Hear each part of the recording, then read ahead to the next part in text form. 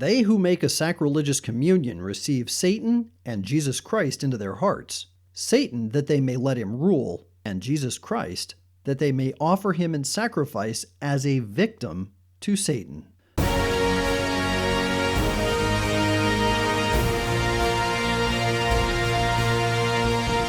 Hello and welcome once again to the Lepanto Institute podcast, Bold and Stupid Men. I'm your host, Michael Hitchborn. Pope Francis's apostolic exhortation, Amoris Laetitia, is causing a great rift to widen within the Church, and if he doesn't definitively answer the dubia, which asked for absolute clarity on the matter of Holy Communion for divorced and remarried Catholics, the fighting between bishops and cardinals will only get worse. Even Pope Francis himself is said to have acknowledged the problem caused by the document. Der Spiegel quoted him as saying, quote, "It is not to be excluded that I will enter history as the one who split the Catholic Church." Already, bishops, cardinals, and individual dioceses are working on the implementation of Amoris Laetitia so as to include confession and Holy Communion for divorced and remarried Catholics. The problem, however, is that the arguments used for this implementation is a direct attack on the immutable teachings given to us by the Council of Trent.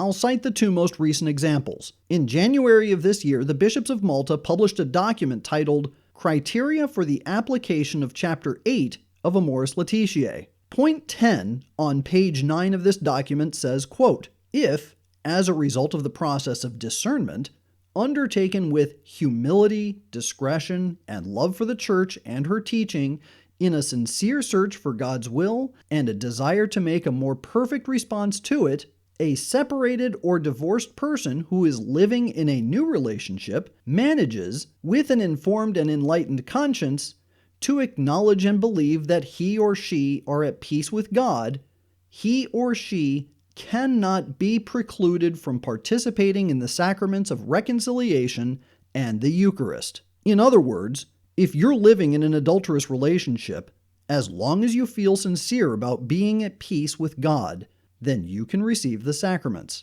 Let's put this into another context for the moment. Suppose we replace the word God with the word spouse, and we replace the sacraments of reconciliation and Eucharist with marital reconciliation and marital communion.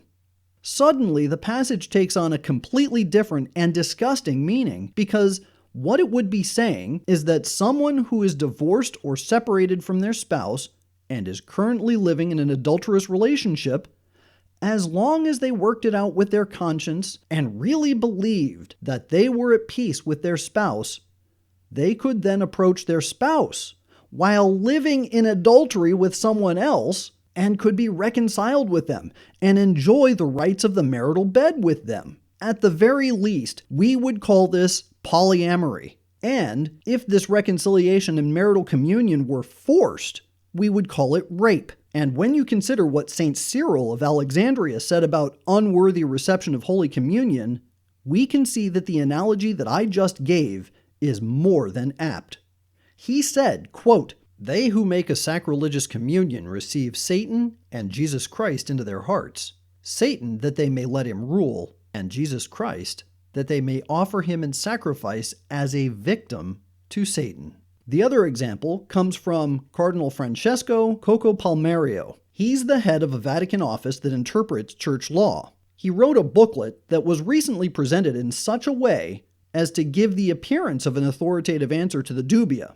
But let's be clear, it was not an authoritative answer to the dubia, and it only served to cause more confusion and division within the Church. His booklet is titled Chapter 8 of the Post-Synodal Apostolic Exhortation, Amoris Laetitia. In the booklet, he writes, quote, "Divorced and remarried, unmarried couples living together are certainly not models of union in harmony with Catholic doctrine, but the Church cannot look the other way, for which reason the sacraments of reconciliation and communion ought to be given also to so-called wounded families, and to those who, even though living in situations not in line with the traditional canons on matrimony, express a sincere desire to draw closer to the sacraments with an adequate period of discernment." He further explains that, quote, "The Church could commit to the penance and Eucharist of the faithful who find themselves in illegitimate unions, who want to change that situation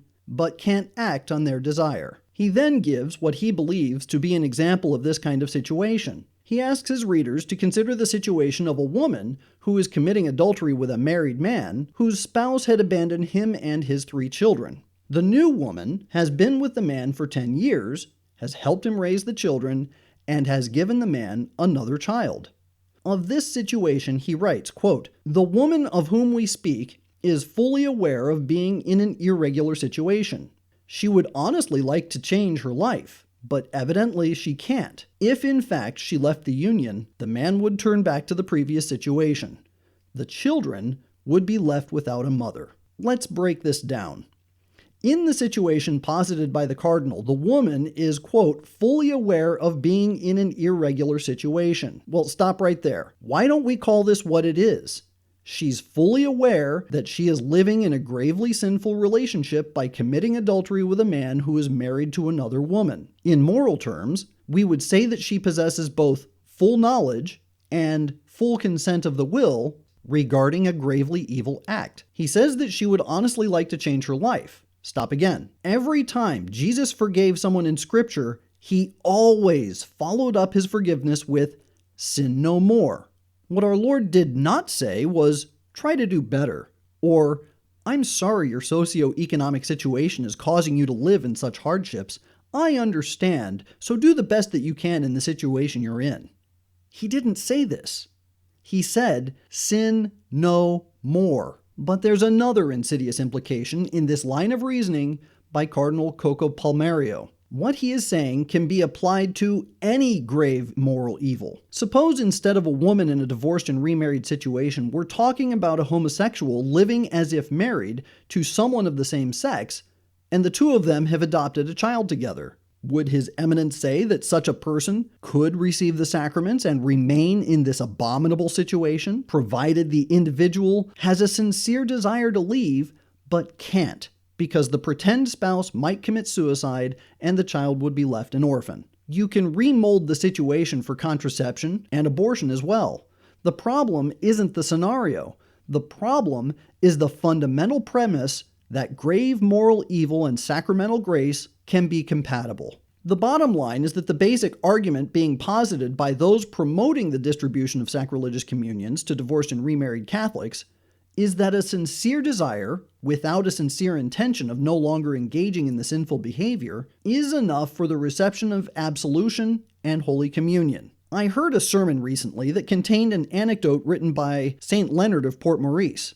This story provides a terrifying insight into exactly what these bishops and cardinals are proposing for the entire church. This is the story St. Leonard told. Quote, "A certain man of rank who lived in the approximate occasion of sin with a depraved female had found to his great misfortune a singularly unconcerned confessor who was always ready to give him absolution. From time to time, this gentleman's wife, a lady of great piety, would prick the conscience of her husband in order to lead him to suspect the validity of all those absolutions thus given without the proximate occasion being removed. He only turned her efforts into ridicule.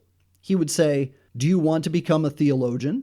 Take care of your own soul. Leave me to mind mine. If my confessor was not justified in absolving me, he would not do it.' He continued to live and make confessions as before, and at death his confession was in keeping with those he was accustomed to make during life. One day, his widow was praying in her chapel when all of a sudden she saw before her a monster in human form, surrounded in flames, seated on the shoulders of another man. The good lady would have fled when the monster cried out to her, 'Stop! Know that I am the soul of your husband, condemned to hell, and he who bears me is my confessor. We are both damned. I for making unworthy confessions, and he for unworthily absolving me.' Then he disappeared." This may seem like just an anecdote or a pious legend, but the fact of the matter is that the precedent for this kind of condemnation is rooted in the Council of Trent. And the scary thing is that those prelates who are pushing this kind of sacrilege in the church very well may have anathematized themselves. The Council of Trent clearly defined the 3 parts of making a confession, which are required for the full remission of sins: contrition, confession, and satisfaction. Bear in mind that the explanations being proffered by modern cardinals and bishops as to why divorced and remarried Catholics should not be precluded from absolution is that they feel sincere in their desire not to sin, without a firm purpose of moving away from the sin itself. Contrary to this, Chapter 4 of the 14th session of the Council of Trent defines contrition, one of the three parts of confession, as follows. Quote, "Contrition, which holds the first place amongst the aforesaid acts of the penitent, is a sorrow of mind and a detestation for sin committed, with the purpose of not sinning for the future. This movement of contrition was at all times necessary for obtaining the pardon of sins, and in one who has fallen after baptism, it then at length prepares for the remission of sins, when it is united with confidence in the divine mercy, and with the desire of performing the other things which are required for rightly receiving this sacrament. Wherefore, the Holy Synod declares that this contrition contains not only a cessation from sin, and the purpose and the beginning of a new life, but also a hatred of the old." End quote. In light of this, Canon 4 of this part of the Council makes the following declaration. Quote, "If one denieth that for the entire and perfect remission of sins there are required 3 acts in the penitent, which are, as it were, the matter of the sacrament of penance, to wit, contrition, confession, and satisfaction, which are all called the 3 parts of penance, or saith that there are only 2 parts of penance, to wit, the terrors with which the conscience is smitten upon being convinced of sin, and the faith generated by the gospel, or the absolution whereby one believes that his sins are forgiven through Christ, let him be anathema." That right there says that if one denies that the purpose of not sinning in the future is necessary for absolution, then they are anathema. How do we know this? The Council defined contrition as including as essential for absolution the purpose of not sinning for the future. And then the canon specifically stated that if anyone denies that all 3 parts are not necessary for full remission of sin, that they are anathema. I honestly do not know how these bishops and cardinals can escape this anathema. And the thing is, there's another anathema attached to worthy reception of Holy Communion. To wit, the Council declares in Chapter 7 of the 13th session, quote, "Now ecclesiastical usage declares that necessary proof to be that no one, conscious to himself of mortal sin, however contrite soever they may seem to himself, ought to approach to the sacred Eucharist without previous sacramental confession." End quote. In light of this, Canon 11 of this session declares, quote, "If anyone saith that faith alone is a sufficient preparation for the receiving of the sacrament of the Most Holy Eucharist, let him be anathema.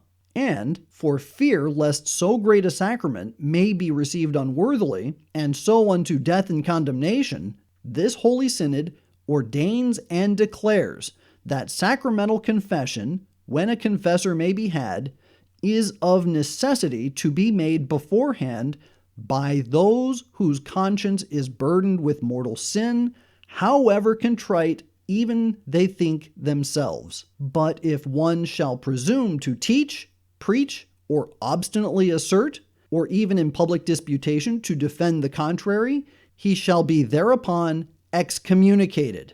Again, these bishops and cardinals are proposing that individuals living in a state of mortal sin be granted absolution and Holy Communion despite the fact that they do not intend to leave the sinful situation. The very basis for this argument is that a sincere desire to leave without a firm purpose of doing so is sufficient. But as we just pointed out, this very belief was anathematized by the Council of Trent. Folks, this is extremely dangerous with eternal ramifications. What these bishops and cardinals are proposing is straight out of hell. What they are doing places themselves and the souls they lead in grave danger of damnation. We need to pray and fast for them and hope that they turn around before they are lost forever. Our Lady told the children at Fatima, "Many souls go to hell because they have no one to pray for them or make sacrifices for them." Let's do what we can to pray and make sacrifices for these bishops and cardinals. We can start by fasting for 1 week. Why not this week? I'll resolve, and I ask you all to do the same, to fast for this week by eating only 1 meal and 2 smaller meals not to add up to the first one, and to offer my daily rosary for those cardinals and bishops promoting institutional sacrilege. If our meager sacrifice is sufficient to help even just one of them, it will have been worth it. So let's fast and pray this week on their behalf.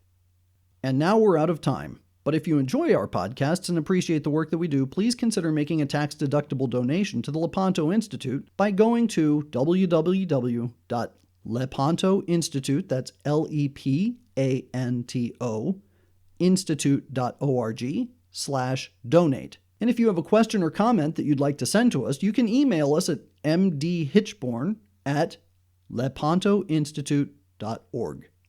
God bless you.